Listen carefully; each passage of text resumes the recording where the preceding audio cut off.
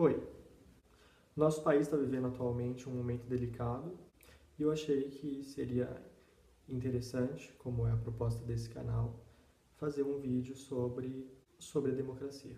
Primeiro eu quero dizer que a democracia é um sistema social em que as pessoas mandam, escolhem um líder, escolhem um governador e o governo, nesse sistema, permite que as pessoas tenham liberdade de expressão e de empreender.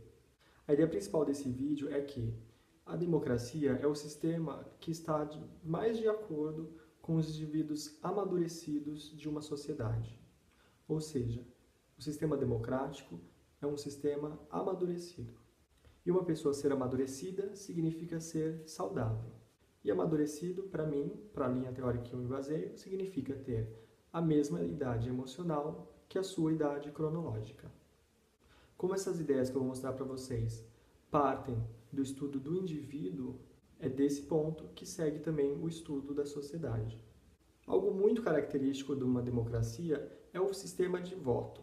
E o voto tem esse caráter especial porque ele permite que as pessoas expressem suas motivações inconscientes e seus sentimentos mais profundos, protegidos pelo sigilo. O voto ele é resultado da luta interna da pessoa, tentando lidar com os dados da realidade externa e suas motivações. E esse resultado é de inteira responsabilidade da pessoa. Logo, é necessário um certo grau de maturidade para assumir tal responsabilidade. Durante esse processo de escolha do voto, o indivíduo se identifica com partidos e candidatos que mais se aproximam dessa luta interna. Sim, a democracia é o sistema mais amadurecido e ela reflete os indivíduos mais amadurecidos da sociedade. Mas não é possível implantar esse sistema numa sociedade que ainda não atingiu tal amadurecimento. Para que esse sistema se mantivesse numa sociedade desse tipo, por exemplo, seria necessário constante fiscalização. E assim como uma sociedade pode atingir a democracia devido a um certo grau de amadurecimento, ela também pode perder. Perder devido ao aumento de pessoas não saudáveis no seu conjunto. Esses indivíduos não saudáveis seriam essencialmente antissociais. Do ponto de vista do amadurecimento, a gente pode dizer que existe uma tendência inata à democracia. Mas essa tendência pode ser barrada justamente pelo desenvolvimento de uma tendência antissocial. E para que a democracia se estabeleça e se mantenha, é necessário um número mínimo de indivíduos saudáveis nessa sociedade.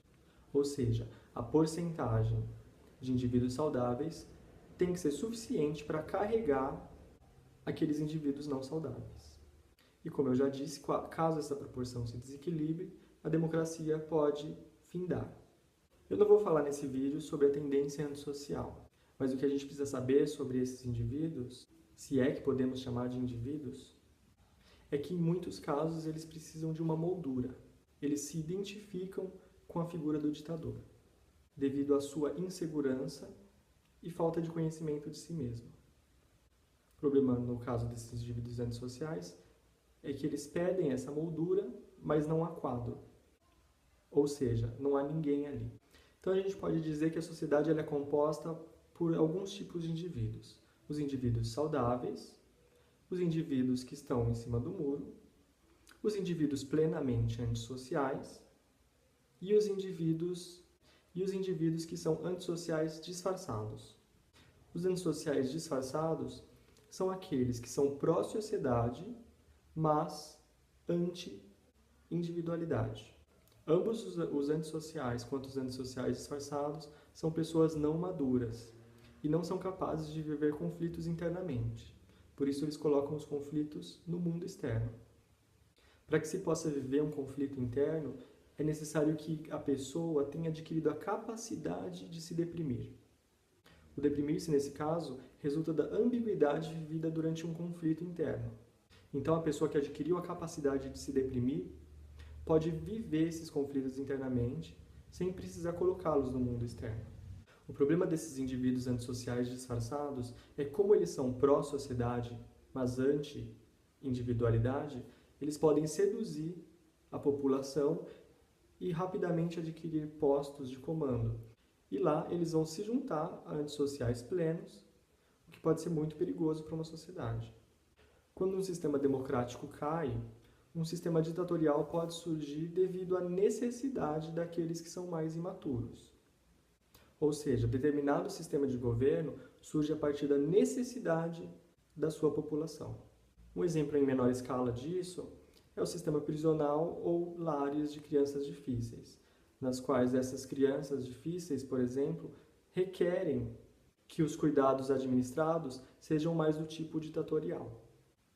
Bom, sendo a democracia um sistema maduro e sendo maturidade saúde, é natural que a gente queira que a tendência democrática seja possibilitada. E a única coisa capaz de promover que essa tendência seja possibilitada é o lar comum. Então, primeiro, é preciso reconhecer que o lar comum tem essa função. Depois, que o governo respeite a posição dos pais. Claro que os pais podem muitas vezes precisar de ajuda, mas isso deve ser feito sem tirar deles a tarefa de serem criadores da tendência democrática. Alguns pais de fato estão doentes, mas isso não deve contaminar a ideia que a gente tem de outros pais. Por último e não menos importante, o lar é o lugar onde a criança vai primeiro se identificar e se preocupar com a mãe, com os pais, e depois com a escola, com seus vizinhos, e assim por diante. Sobre o método utilizado na democracia para se eleger uma pessoa, ou seja, as eleições através do voto, o votar implica que a pessoa seja capaz de acreditar nela mesma e, portanto, em outra pessoa. E essa pessoa que é eleita tem a oportunidade de agir como uma pessoa inteira. Vale aproveitar a oportunidade para explicar que o desenvolvimento emocional do ser humano se dá de um estado de não ser para um estado de ser inteiro ou unitário. Ou seja, o bebê não tem um eu unitário. Ele vai se constituindo conforme vai se desenvolvendo. Claro, isso se tudo correr bem. Então, para acreditar que existem pessoas inteiras, é preciso que o indivíduo já tenha minimamente vivido a experiência de ser inteiro, ou tenha a esperança de atingir um status unitário, ou que, na melhor das hipóteses, ele mesmo seja uma pessoa inteira. Já é exemplo de outros países onde a eleição não ocorre de forma direta, ou seja, onde as pessoas não apostam diretamente em uma pessoa em específico, mas votam num determinado partido com determinadas tendências, isso caracteriza um modo menos maduro, já que esse sistema não requer que as pessoas confiem em um ser humano. O partido que foi eleito é uma coisa, então não pode ser amado nem odiado, ou seja, não requer muito amadurecimento emocional. Nós sabemos que a maioria das lideranças mundiais é composta por homens, mas as mulheres têm assumido alguns desses postos. Isso mostra que elas são tão capazes de assumir liderança quanto os homens. O fato é que alguns homens e mulheres têm medo ou reservas quanto à mulher como conceito, que eu expliquei no vídeo sobre feminismo. Se você ainda não viu, dá uma olhada lá. E é por isso que tão poucas sociedades têm as mulheres no poder e algumas até mesmo praticam crueldade contra elas. Só retomando rapidamente o que eu expliquei no vídeo sobre o feminismo, o que caracteriza o medo dessa mulher enquanto conceito é o débito que todos nós temos para com essa mulher. Porque foi a mulher que esteve devotada no momento crucial para o nosso desenvolvimento emocional. E aqui eu cito novamente um outro vídeo meu, que é sobre psicologia dos bebês. Lá você vai encontrar como se dá essa importância dos cuidados maternos para o desenvolvimento emocional do bebê. Como eu disse naquele vídeo, a saúde emocional do bebê depende totalmente desses cuidados iniciais. Também está presente em alguma medida na relação que temos com o representante eleito. De um certo ponto de vista, nós elegemos pais temporários. Logo, também continuamos crianças. Enfim, assim como a democracia, existem outras formas de governo que dizem respeito a determinados tipos de amadurecimento de uma sociedade. Só citando rapidamente um exemplo, a monarquia tem sua força garantida através da característica de sobrevivência do objeto. Eu vou falar sobre a necessidade de sobrevivência do objeto no próximo vídeo sobre psicologia dos bebês, mas eu também vou deixar um texto na descrição caso você já queira pesquisar. Espero que você tenha gostado do vídeo. Se gostou, dá um joinha, compartilha e se inscreve no canal. Até a próxima!